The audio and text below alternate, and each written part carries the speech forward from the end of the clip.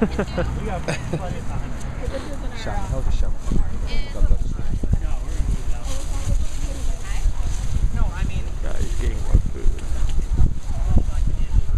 Hungry.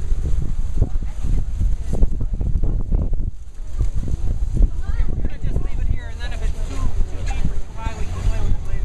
So obviously, you see it's leaning this way, so we just rock it back and put dirt underneath that part of the tree. Try to push it as far to the center as you can with your feet. Okay? We'll be right back. How's that look? Now we're going to want to look at the tree from 3 different angles, and don't be standing across from somebody because you're looking at the same angle, obviously. You're just going to walk around, and the best part to look at is from the bottom about 3 feet up, because this is the most crucial part to be straight. Sometimes they sweep a little, so those will naturally just straighten up over time. Leaning in shade this way.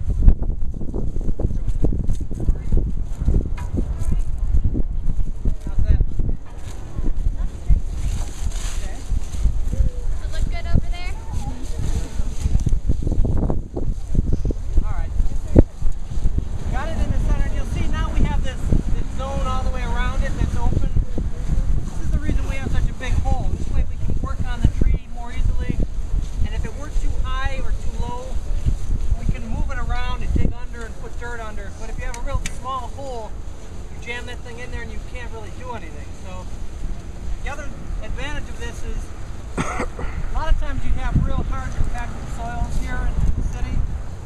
Take the soil out, and then you throw it back in, you'll see it's all nice and soft.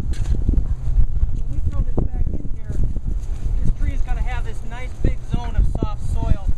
Instead of hitting what could be compacted soil, it's going to go right through this nice soft stuff, get a real jump on getting growing. So that's another reason we have this big, giant hole. Alright, so now we're going to cut the twine.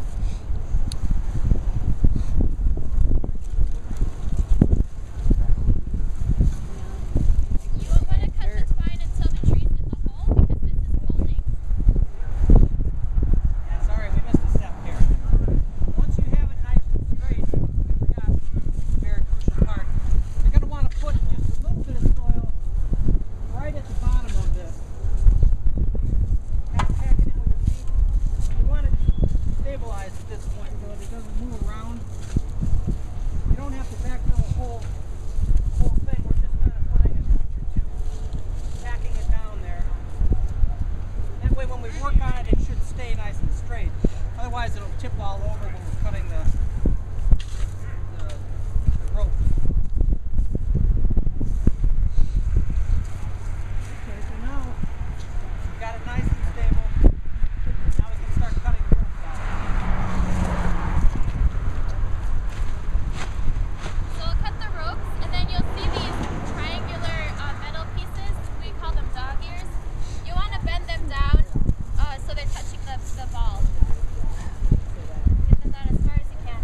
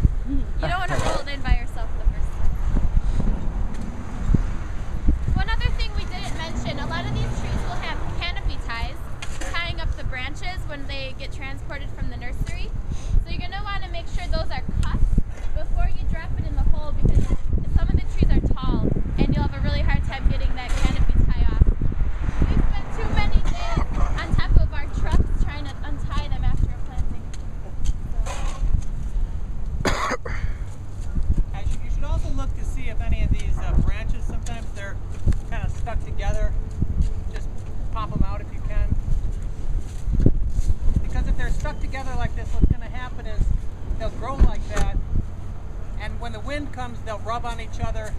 They'll rub right through that bark, and then they'll get infected. So we want them all spread out so they don't do that.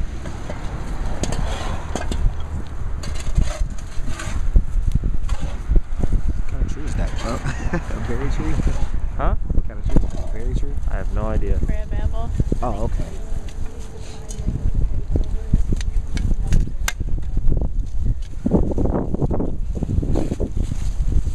Are there more donuts? I got a lot of stuff over there. A lot more stuff than I had over there Yeah, let's before. set these crab apples. The dirt was packed a little bit high up, Yourself a so donut. that's why just peeling a little bit of that off. We're at a pretty good depth now.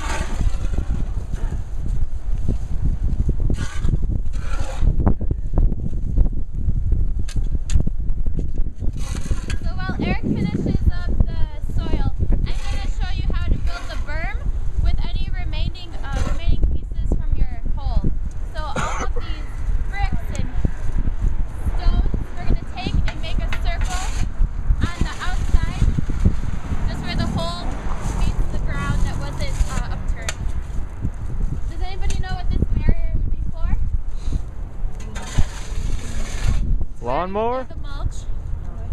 It serves as a protector against what things do you think? Well, it keeps the water in there, right? What was that? It holds water in there, right? Yeah, it retains water. It also prevents lawnmowers and weed whips from coming in and I'm killing good. the tree trunk. That's the #1 cause of death to our trees. Because when you scratch this outer layer of bark, that's where, right inside is where all the nutrients run up and down the tree. Yeah, people don't realize these trees at this age, this bark is 8%. It's not like one of these big trees that, you can smash on that with a sledgehammer and it might not hurt it. But this is a tiny nick. Cut right through that and cut right into the food system that supplies the whole side of the tree. So you have to be real careful with these. How old are these trees? I don't know, maybe 4 to 8. I mean, it depends. They grow at different speeds depending on the species. Years. Oh. So what we're going to do to finish up our berm is we're going to take our sod, grass side down because we want it to die, and just lay it all around the outside edge here. And this will build a really nice fortress, keep the water in, keep the lawnmowers out. And once we mulch it, it provides a really nice finishing look to it. If you have extra dirt, we're just going to put it around the edge like that.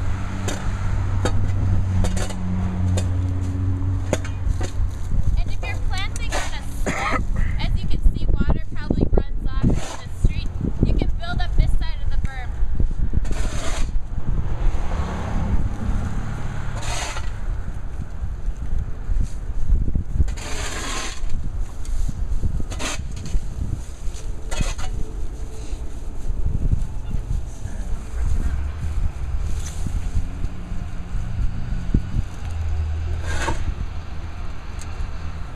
There's some other ones in the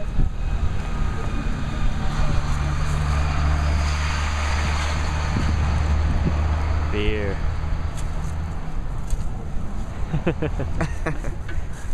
She gonna see me on camera like, he was really cold. Don't run with shovels. Don't run with shovels.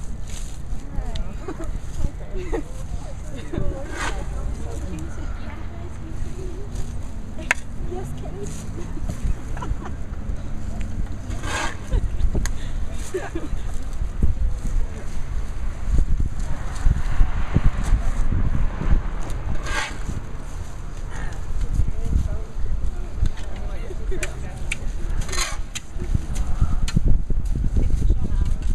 We will also want to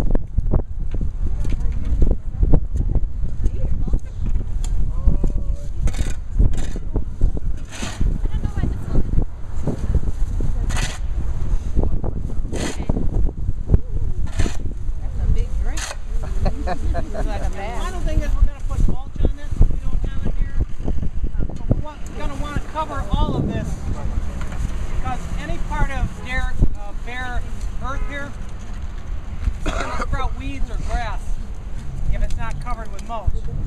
And that's going to both suck away the water that would otherwise go to the tree, and it's going to create a situation where people cutting the grass they're going to want to get in there with their giant mowers, and they're going to smash into the tree. So you cover this whole thing with mulch, which also keeps it moist, keeps it from drying out. It's going to break down and add some nutrients over time as well. So, go through the steps again. First thing you'll find, these holes are already dug by a mechanical or something or other. You're going to want to even it out, make it nice in the ground. Probably about the width of the shovel handle. We want about twice as wide as that root ball. Then to get the proper depth, you're going to stack your tree up and have a look here. It'll usually be around, you know, one of these rivets. This one, it was a little bit below that bottom rivet. So somewhere in here is where you're going to want it. Once you get the right depth, you're going to roll the tree in there. Make sure it's straight. You know, just put a little soil under each side until it looks straight from all angles. Once you have it nice and straight, you're going to pack some soil in at the bottom, just a couple inches at the very base of it to make sure it doesn't move around. Then you can take your knives and cut the twine, peel that metal cage down, and you're ready to backfill. Again, try not to throw it right on the root ball because it might fall apart. Pack it from the outside in. Once you get it all the way filled, any extra soil you may have, put around the edge. If you have little rocks or whatever, you can put those around here too. Then your grass, you're going to put upside down, again in a ring here. Get that all done, then we're going to water, and hopefully we'll have wood chips here to put on the top. The other thing that you should remember, for some reason, you see this all the time, professional landscapers, they like to put wood chips like here, right up against the trunk. That's going to do the same thing as if you would put dirt against the trunk because they retain moisture. That's going to rot out the trunk. That's going to be a terrible environment for this. It can get diseases and things like that. So you want, when you do put mulch, leave it open to the air so that it doesn't have chips on it. We just want to cover all this. All right? Makes sense? I just don't know. But why do they do it? Yeah. I think it's like, it looks good. I think they like how it looks, you know, it's kind of sloping down, you know, and plus it's easier, you can just throw it in there, you don't have to worry about picking it all your back. So, anyway, that's it. Guys ready? Alright. I'm ready for donuts.